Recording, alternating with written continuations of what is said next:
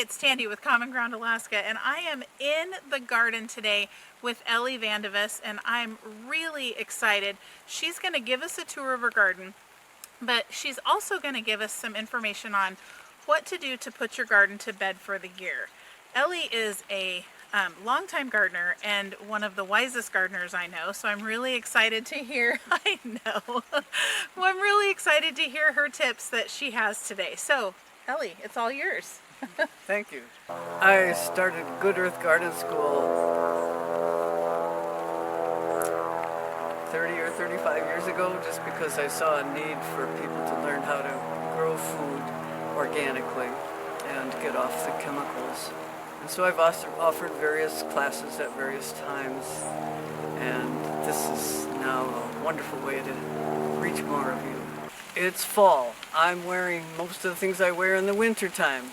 It's 45 degrees and raining. What do you do first? So we're going to cover what are the crops you should get in before frost, for sure, the phenomenon of panic harvest when you haven't expected a frost but you're getting one. What do you go for first? What can you leave in the garden until later because already you're overwhelmed and your refrigerator is stuffed? Things like stabilizing the gas in your gas cans, how to get a cover crop going. We're just going to kind of cover it all. Yeah. So, here we go. But the big question we're going to be holding in our minds from mid-August on, when is it going to frost? When is it going to frost? And am I ready? When is it going to frost? And what's going to be affected first? So you're harvesting, but you're also thinking, what do I tend to first? Because there's so much. So come on along, here we go. I'd like to talk to you about cover crops because I just feel they're so important. And the more we learn about soil health, we know that this is a vital component. And you think, well, when is there time for a cover crop? I'm going to show you a couple timings.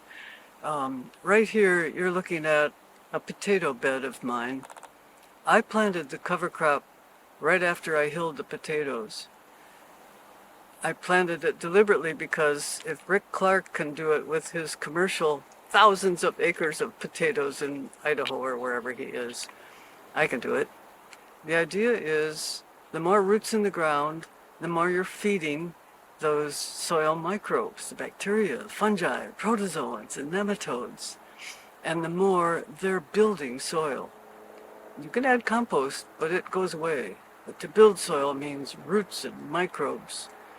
Furthermore, it slows down the slugs coming at the potatoes and hopefully breaks the power of the raindrops. So we're not leaving bare soil, which is the worst.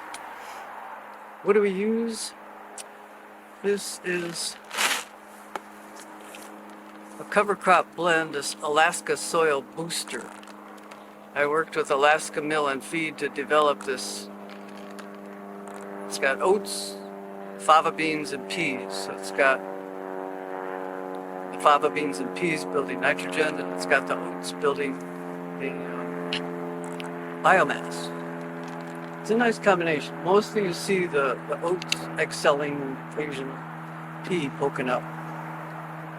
Do they compete for nutrition? That's what we were taught. That's what we thought was true. And that's what we're learning is not true. They all tend to get along, share nutrients. So when I dig potatoes, that becomes sort of a mulch that gets worked in. I'll probably chop it, drop it, and incorporate it in the potato bed after I dig the potatoes. I want to show you two kinds of cover cropping that I can think of here. And I'm using this blend, which is about to change at Alaska Mill and Feed because I'm working with them to revise it. They can't always get fava bean. All of them are cold season Alaska appropriate. If it's 40 degrees, they don't care, they'll germinate. So we can sneak in a crop in the fall, an early crop in the spring, or an alongside crop. And one more I'll show you in a minute called spot cover cropping. So come around to here where I've prepped a garlic bed. So if you buy a jug at Alaska Mill, it has these little slots and you can sprinkle. Or you can buy a 20-pound bag.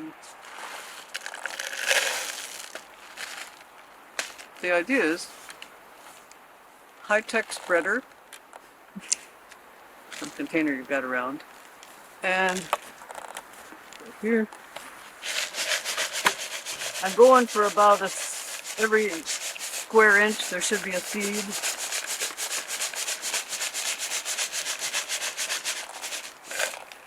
And now, with all our rain, that's easy. I don't have to water, but we should water if it's dry.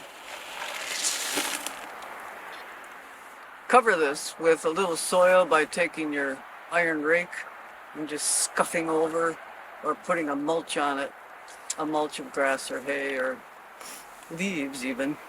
And that stuff those seeds will sprout and begin to grow and hold your soil so it doesn't wash away or blow away during the winter. The rate is about 1.5 pounds per 100 square feet. That should be on the label, whatever the application rate is. And that's about how it looks. Here's a spot where I had cauliflower.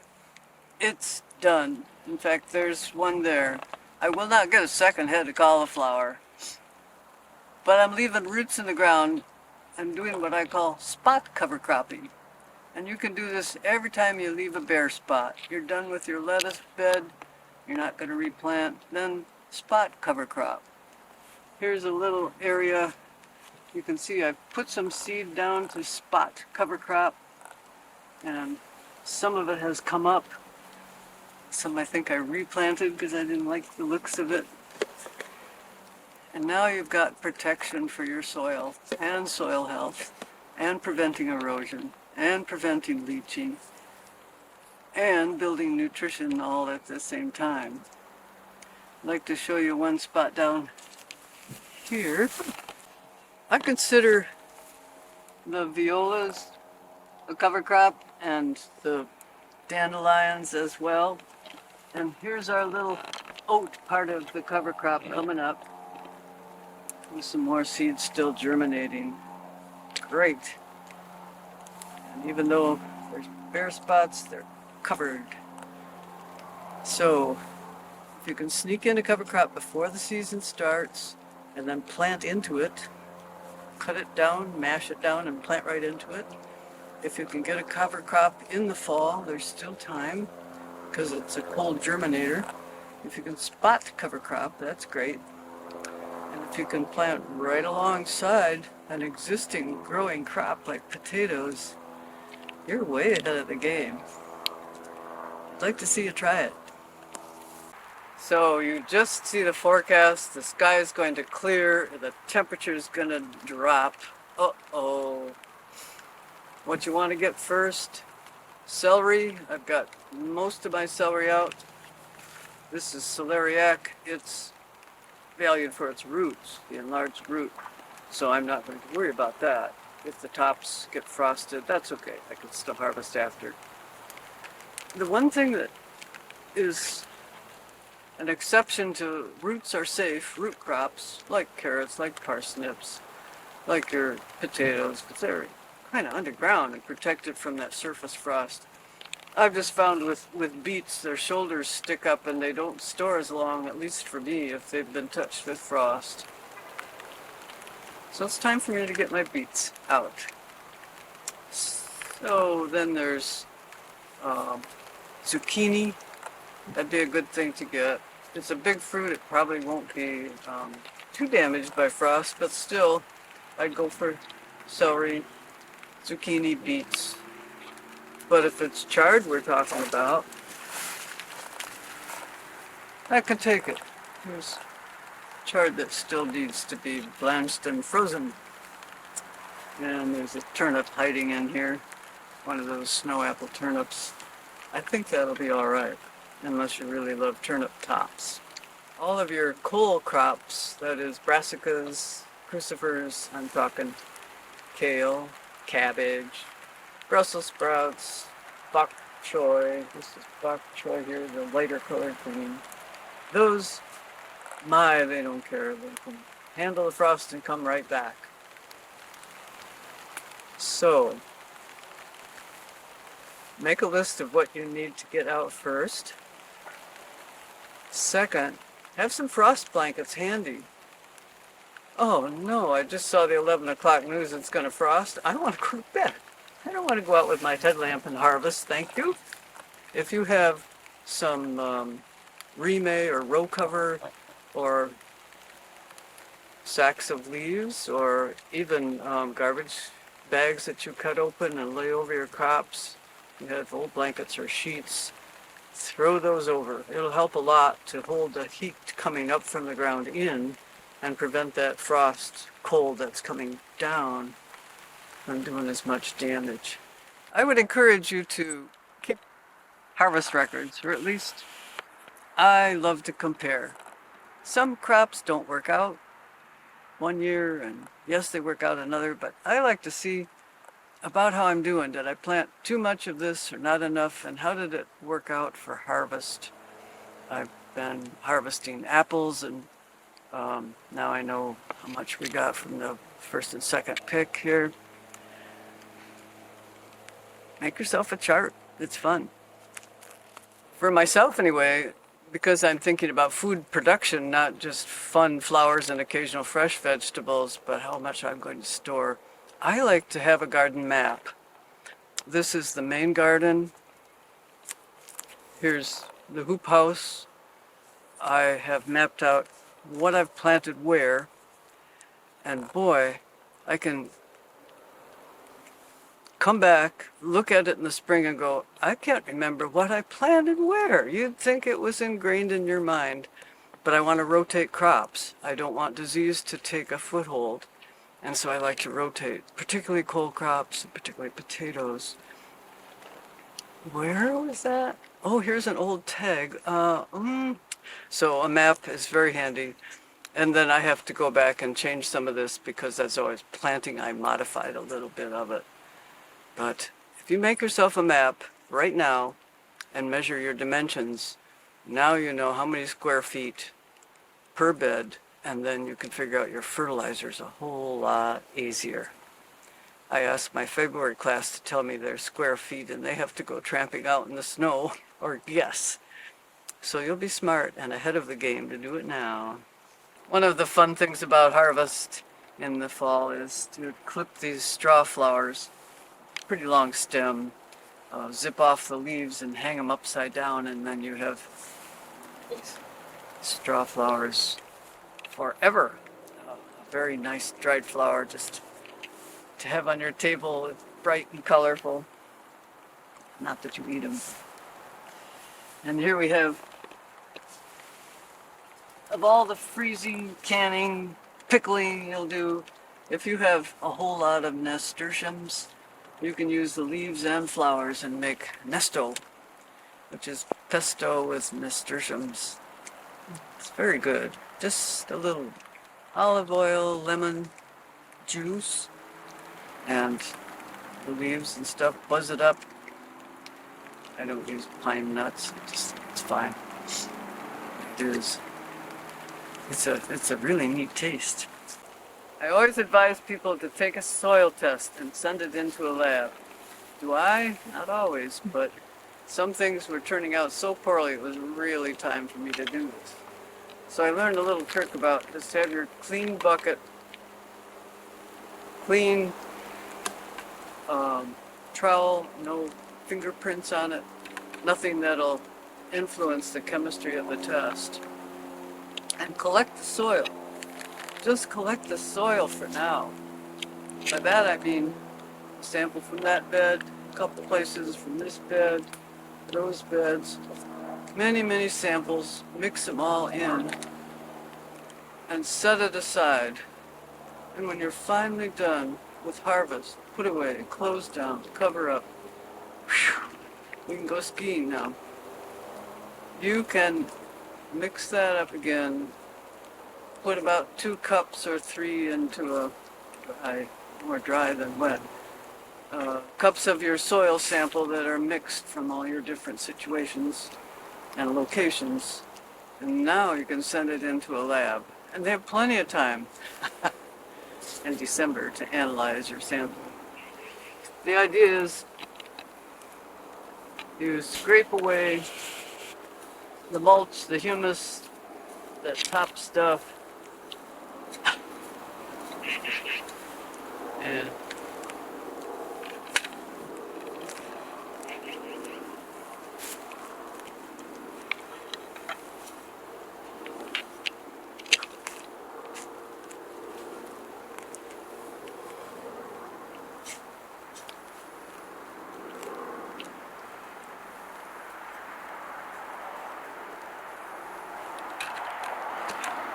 that's sample one. If you have very different situations, you're going to have to send 2 samples to the lab. One from your main garden and one from some other situation, or a slope, or a wetland, or gravelly area. But you want a representative sample, so one is not enough. Sample, sample, sample, sample, sample. It's nice, you've got stuff out of your garden and now you can get your samples. You don't have to look it up right now exactly. What's the address? How much? How dry does it have to be? That's one of the last things you do. It's a great time to inventory your seeds and see if you have the ambition, if you can look at another garden thing. Inventory your seed and see what you need for next year. That's because you saved the empty packets in a certain little container. Oh, that's to remind me that's the list to order more of. So then you're ready and you see a seed sale. Oh boy, I know what I need to order. And then of course we haven't talked about garlic, but you can start planting garlic usually sometime in September, maybe the first 3 weeks of September. There's lots of guides about that if you plan to grow garlic. The last thing you plant in the fall. Finally, you'll want to mulch everything. Mulch, you say? That's just going to be cover for slugs. Oh no! It is. And this is a great trade-off. But I need to mulch on top of my cover crop, seed that I just planted. I need to mulch wherever I can for the same reason you plant a cover crop. You don't want raindrops exploding and scattering your soil. You don't want the winds blowing away your soil. You want the microbes to stay under a blanket of protection so their temperature is somewhat more even. The more you can protect your microbes from those deep freezes and then heat up on a sunny day in the spring and then deep freeze again. The more you protect the roots of your perennials, your trees, your flowers, your fruits, the more you protect your microbes. So mulch. Well, with what? Well, what do you have at your place? Leaves? Lots of tree leaves? Do you have spoiled hay? Grass clippings? Can you go to the local drive-by coffee shop and get their coffee grounds? They're so happy to give them away. I leave them a bucket and pick up a bucket. You can keep mulching with coffee grounds. Maybe you have summer bedding you want out of the chicken coop and make another one. You can even mulch with compost, but that would be my last choice because most of the minerals will leach away with the fall rains, snow melt in the spring. So here's what I'd like you to do with your garden beds. Flower beds, vegetable beds if you want to. It's a method called chop and drop. We're gonna make it look like this, chopping into little pieces. One tool you can use is this scissor pruner type of thing. And bring it down. Little pieces till it's finally pretty flat. You'll be feeding microbes. You'll get that plant material right next to the soil so the microbes can turn this plant material into compost and not just let all that oxidize into the air. if you have this, it's called a weed whip. And I just love to swing this and get a rhythm going. Whoa! Put down farther and farther till I get things at just a few inches above ground level. And that's the weed whip. And of course there's the option of the string trimmer, whatever you have. And that'll work. So if you can flatten it out and mulch it, your beds will be rich, rich, rich in soil and insulated from all that freeze-thaw of winter and breakup. Question of frost means if you've left water in your hose and it expands and busts with freezing, darn, now you have to replace or repair your hose. If you haven't drained your faucet back, however that is that you do it, uh-oh, now you got a plumbing problem. So, if it even looks like frost, I just tend to drain everything right away. I've long since pulled my hoses and I have a nice hill to lay them on so they can drain laying out, and then I've coiled them up. But this I keep active so I can still wash down my harvest. But I will unscrew the nozzle and lay this hose out down hill every time there's a chance of frost, so that I don't freeze those nozzles or hoses and get real mad at myself. When I'm coiling up hoses, I like to put them away in a way that I can remember where I had them the last time, because I have sort of an elaborate irrigation system. So for you fellow compulsive people, I get my masking tape and marker, and I'm writing on here, this is the 100-foot hose.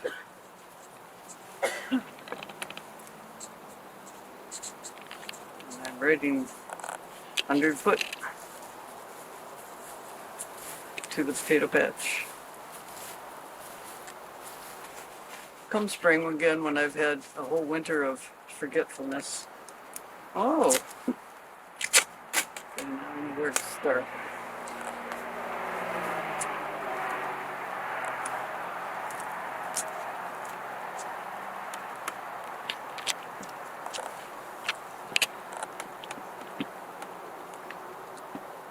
If this is over the top, it's over the top for you, but that's what I do to help myself.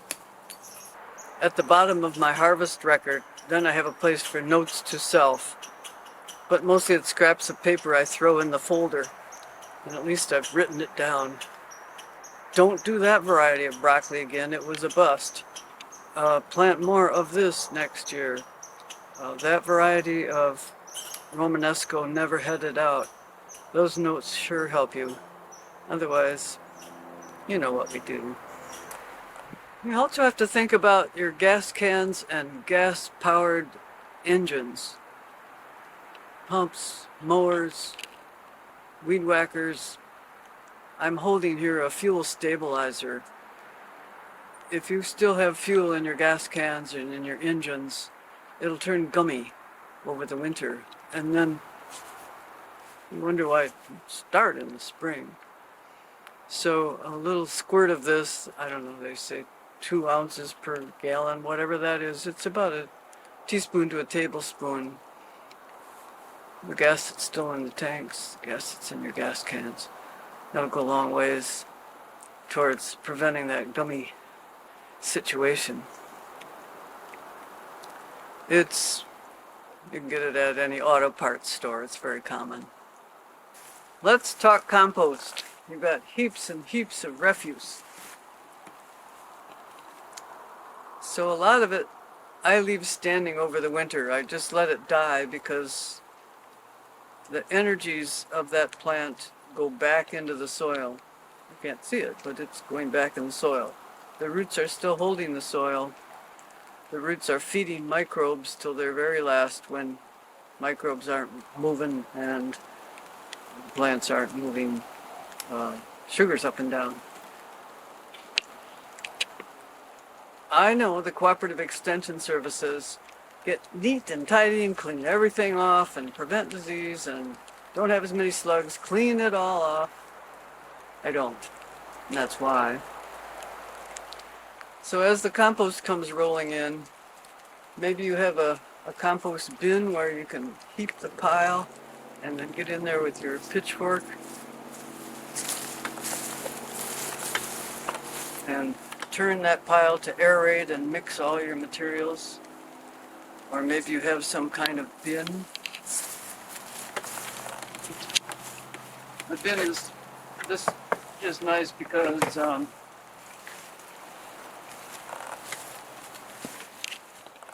always adding a little bit every day of your food waste and your trimmings. And I have a bucket here.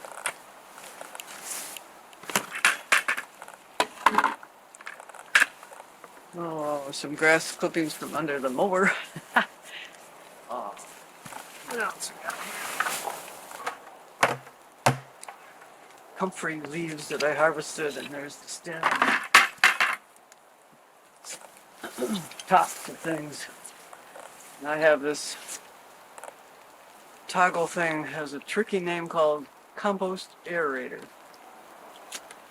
But it allows you to keep mixing and aerating till you finally got enough bulk in this bin. And it keeps cooking down, so that takes a while. Here goes an eggshell in here, apple core.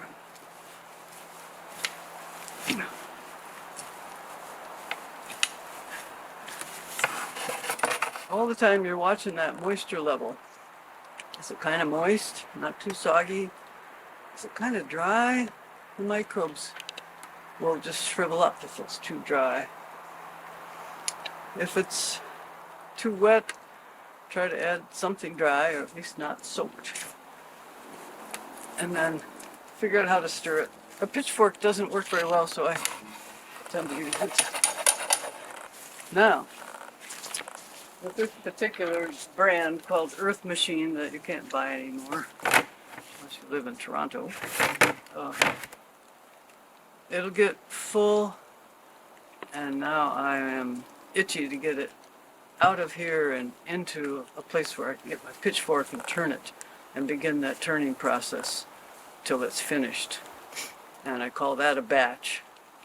I don't add any more. I'll start adding to this thing. So this has some handles on it, and I will just lift this whole thing because it's just a cone and it's on a piece of plywood, cardboard. Just lift that off and begin heaping it over there. Now you're ready for winter, when you can come trudging out in the snow with your food waste. And if you're really smart and you remember, you have yourself a plain old trash container, good fitting lid.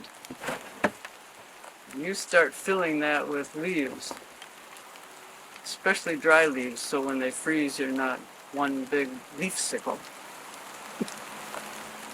So every time you come out in the winter, you add your food waste, and then you take a handful of leaves or straw or whatever you have for a brown, we call it brown material, meaning it's high in carbon. Sprinkle that. So you're layering, and it's not one schlucky mess in the spring. You've kind of pre-layered. And occasionally I'll throw in a shovel full of snow just to make sure it's moist, rather than trying to water the whole thing from the top, which doesn't work with the full load. You want to gradually keep the moisture up. Save your leaves, save some brown, put it in a protected, covered thing, and you can make your own lasagna compost all winter. That's my best advice I can think of for you.